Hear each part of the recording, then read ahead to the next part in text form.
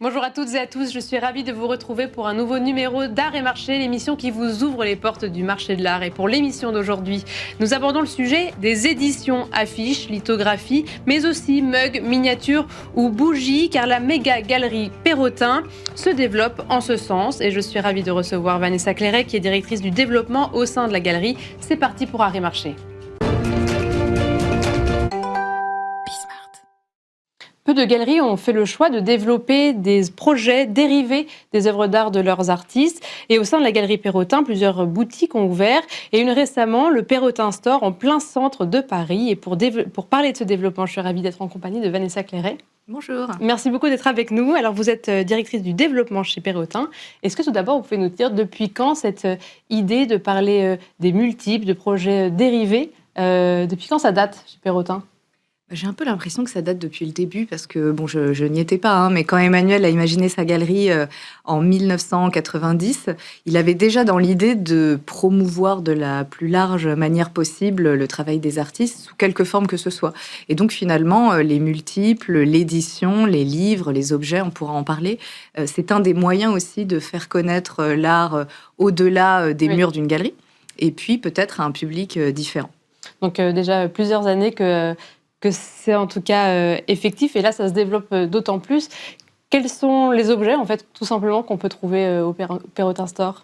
Alors déjà, effectivement, dans la structuration, nous, de notre activité d'édition, on peut dire que voilà, ça fait déjà plusieurs dizaines d'années qu'on édite des livres, des objets, des multiples. Mais là, on a renforcé l'équipe et le département avec le recrutement vraiment d'une directrice des éditions il y a 6 ans et donc de la création d'un département édition au sein de Perrotin qui travaille avec tous nos artistes, où qu'ils soient dans le monde.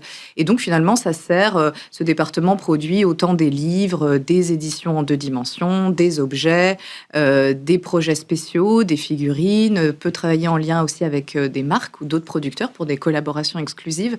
Donc, on s'interdit finalement aucun médium. Il y a à la fois des propositions qu'on peut faire aux artistes, des rêves qu'ils peuvent avoir de créer tel type d'objet, mais aussi finalement des savoir-faire qu'on a pris connaissance, dont on a pris connaissance et qui peuvent aussi être en lien avec le travail de l'artiste. C'est vraiment du sur-mesure. Oui, justement, comment est-ce que vous réalisez ces objets ? Comment ça se passe, la collaboration avec l'artiste ? Est-ce que déjà, c'est que des artistes que vous représentez au sein de Perrotin ? Alors aujourd'hui, oui. C'est vraiment les artistes de la galerie et surtout ceux et celles qui ont envie, qui ont une appétence, qui ont un projet. Alors ça peut être des estates dans ces cas-là. Donc c'est des artistes décédés dont on représente les droits. C'est les ayants droit qui peuvent avoir justement l'envie, l'idée ou nous-mêmes qui amenons par exemple le projet. On a en ce moment une exposition de Lynn Chadwick à la galerie. C'est un estate qu'on représente depuis une bonne année. Et donc, on vient de sortir un livre sur le travail de Lynn Chadwick. Donc, c'est aussi une façon de faire un point sur la carrière d'un artiste, de remettre en perspective aussi son œuvre à différents moments de sa carrière. Et un livre, c'est vraiment encore une fois un moment clé dans la carrière d'un artiste. Je peux citer également le livre de Claire Tabouret. On a édité une monographie il y a quelques années qui en est déjà, je crois, à sa 3e réédition. Et c'était un moment clé aussi pour l'artiste au moment où elle a rejoint la galerie, d'avoir vraiment un livre qui fasse le point sur son œuvre à un instant T de sa carrière.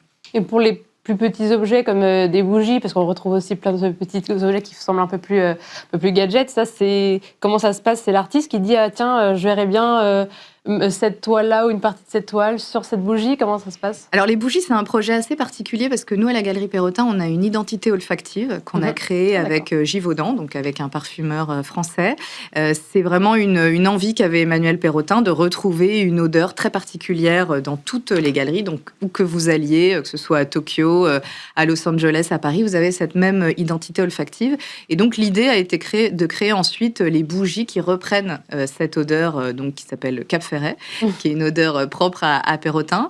Et pour habiller ces bougies, on a eu envie de lancer une collection. Et donc, on fait une proposition tout simplement à l'artiste d'utiliser une de ses œuvres, de reprendre finalement un extrait, par exemple, et d'habiller cette collection de bougies qui sont éditées. Il y a des collections, il y a des drops à certains moments de l'année. Et là, on a lancé justement une des deuxièmes éditions de ces bougies. Après, dans des objets un peu plus décalés, ça peut aussi être une idée d'un artiste. Je pense à Izumi Kato, qui est un artiste japonais, qui est un artiste qui est peintre, sculpteur, qui a une pratique aussi de l'installation, mais qui par ailleurs a une collection personnelle de figurines et de jouets anciens, et notamment des figurines en plastique des années 60-70, voilà, qui a vraiment cette passion, on va dire. Et quand il est arrivé au sein de notre département édition, on avait envie de faire quelque chose d'assez original, et il a eu l'idée de faire un wakuwa, donc qui est une petite figurine articulée, un petit jouet en bois. Et donc avec Raphaël Pinancelli, qui dirige les éditions de la galerie, ils ont commencé un dialogue comme ça, et elle lui a soumis une idée. On a trouvé le fabricant, il a répondu, ça a été un ping-pong créatif, et aujourd'hui il y a une petite figurine, un petit jouet Izumi Kato qu'on vend dans nos Perrotin Store. Et j'imagine que ça, du coup, c'est beaucoup plus grand public en termes de prix. C'est beaucoup plus accessible. Oui, absolument, absolument. Donc il y a effectivement, comme vous le soulignez, plusieurs aspects. C'est à la fois effectivement créer des éditions qui permettent de rendre accessible l'œuvre d'un artiste, d'une artiste qui est par exemple très rare, où on a peu d'œuvres. Je pense à Claire Tabouret par exemple. Quand on a des éditions en série limitée, elles sont déjà un tout petit peu plus accessibles en effet que ces œuvres originales. Mais on a aussi des œuvres, alors pour le coup très accessibles, très grand public, qui sont des posters qu'on vend à partir de 20-30 euros dans nos galeries, dans nos différents stores. Et donc, finalement, ça permet aussi d'amener un petit bout de l'œuvre chez soi ou de l'offrir, de rentrer par une certaine porte, on va dire, dans l'univers d'un artiste. Et moi, je dis souvent qu'il n'y a pas de mauvaise manière de commencer à s'intéresser à l'art. Et donc, d'avoir ne serait-ce qu'un poster qui représente une œuvre de Libet, de Lionel Estève, Laurent Grasso, Sophie Calle, c'est déjà avoir un petit peu de son univers, en fait, avec soi. Et ça, on pourrait dire que ça rentre un peu dans le marché des collectibles. Est-ce qu'on peut s'imaginer que dans 20-30 ans, un peu à l'image des iPod Nano ou des cartes à jouer, ça sera après qu'il y aura des échanges plus tard ou en tout cas dans une vraie collection? Il y a déjà du second marché pour certaines éditions, absolument. Alors, on parle d'édition limitée ou open édition. Donc, open édition, c'est des éditions qui ne sont pas ni numérotées ni signées. Ensuite, il y a des éditions qui sont signées, il y a des éditions qui sont numérotées, il y a des éditions qui sont numérotées et signées. Et donc, en fonction de ces différents critères, évidemment, il peut y avoir une offre, une demande, une rareté. Comme vous mentionnez, Collectibles, nous, ça fait à peu près 2 ans qu'on est sur la plateforme eBay. C'était assez innovant, finalement, pour une librairie d'art, un Perrotin Store comme nous, d'aller sur cette plateforme. Mais justement, eux avaient aussi, eBay, une proposition finalement de toucher une audience beaucoup plus large. Et on s'est rendu compte, c'était assez intéressant, qu'il y avait déjà des échanges et de la revente de certaines éditions de nos artistes qu'on pouvait, nous, finalement, vendre en premier marché, c'est-à-dire neuf. Et finalement, le public qui va sur eBay, qui peut être amateur de l'œuvre, je ne sais pas, par exemple, de Takashi Murakami ou de JR, n'avait pas connaissance que à la galerie Perrotin, la librairie Perrotin, on vendait des éditions justement de ces artistes et souvent moins chères, puisque c'était le premier marché. Donc, c'est aussi une façon finalement de faire un peu de pédagogie aussi, quelquefois, de réexpliquer notre rôle. Et c'est tout à fait complémentaire de notre travail de galeriste, puisque ça n'empiète pas, c'est un segment différent. Ça ne veut pas dire que les audiences sont différentes. Il peut y avoir des croisements. Il y a des amateurs d'art qui achètent aussi, évidemment, des livres, des posters, des éditions, puisqu'il y a différents usages, finalement, différentes typologies d'usage et d'amour pour ces objets.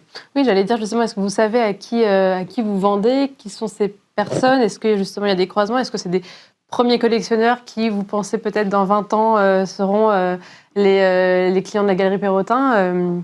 Je dirais que c'est un mélange un peu de tout ça. Là, typiquement, on a ouvert une nouvelle librairie rue de Turenne. On était déjà accolés à la galerie au 76 rue de Turenne, mais il fallait rentrer dans une cour intérieure. Là, désormais, depuis septembre, on a pignon sur rue. Et ce qui est très rigolo, c'est de voir que la clientèle se partage entre des amateurs, effectivement, qui fréquentent la galerie régulièrement, et aussi des passants qui simplement voient dans la vitrine des objets, des livres qui les interpellent et qui peuvent ne pas connaître la galerie Perrotin. Et donc, rentrer par le biais des éditions, par le biais de la librairie, dans notre univers, rencontrer le travail des artistes. Donc ça, c'est vrai à Paris, et c'est vrai qu'à Paris, la galerie est implantée depuis 35 ans, mais par exemple, on a un Perrotin Store à Las Vegas. où il n'y a pas de galerie. Donc oui, c'est pas forcément les lieux de galerie. Et voilà, et c'est un petit peu la prochaine étape sur laquelle justement on travaille actuellement, c'est de décorréler, en tout cas de développer le réseau de nos Perrotin Store indépendamment, ou dépendamment d'ailleurs, hein, les deux peuvent fonctionner, de nos galeries. Et donc finalement, en effet, je citais l'exemple de Las Vegas, on est dans la galerie marchande du Bellagio, du casino. Là, ça a été vraiment une demande du Bellagio de venir nous chercher, d'avoir une offre culturelle au sein de leur galerie. Et donc, c'est très intéressant parce que depuis 2 ans, on a ce Perrotin Store dans lequel finalement une audience tout à fait différente vient acquérir des livres, des objets, des multiples de nos artistes et donc finalement découvre aussi cet univers-là et potentiellement vont ensuite fréquenter la galerie de New York, de Los Angeles ou autre. En tout cas, pour l'instant, vous êtes dans le monde entier déjà, Perrotin Store. Oui, en tout cas, nos galeries sont déjà dans 9 villes et dans 8 pays. Et nos stores, effectivement, commencent à se développer, on va dire, par leurs propres ailes. Voilà. Mais oui, on est déjà pas mal implantés, mais il y a évidemment encore beaucoup de marge. Oui, est-ce qu'il y a déjà des projets d'avenir? Est-ce que vous savez déjà dans quelle direction vous souhaitez développer ce département? On est pas mal en discussion sur d'autres pays européens, d'autres pays, internationaux au sens large. Et c'est vrai que c'est aussi des opportunités, des rencontres. Perrotin, c'est une marque aujourd'hui, c'est un label, donc c'est une galerie, c'est un univers, ce sont une centaine d'artistes qu'on représente de quasiment 30 nationalités. Et donc finalement, c'est devenu aussi attractif pour des acteurs du monde entier qui ont envie effectivement de nous proposer, alors soit de façon très ponctuelle, et on a pu le faire, hein, par exemple à l'ouverture de la Samaritaine ou à Isetan à Tokyo, d'avoir finalement un Perrotin Store et on se rend compte qu'on rencontre vraiment une audience très friande et justement, vous le soulignez, des jeunes aussi, une jeune génération qui s'intéresse à l'art, qui a peut-être envie de faire un premier achat et qui finalement rentre par ce biais dans bien le fait de collectionner ou de démarrer une collection d'art. Merci beaucoup Vanessa Clairet. Je rappelle que vous êtes directrice du développement de Perrotin. Merci beaucoup d'avoir été avec nous pour nous parler de ce développement justement des Perrotin Store. Merci à vous toutes et tous de nous avoir suivis. C'était Art et Marché.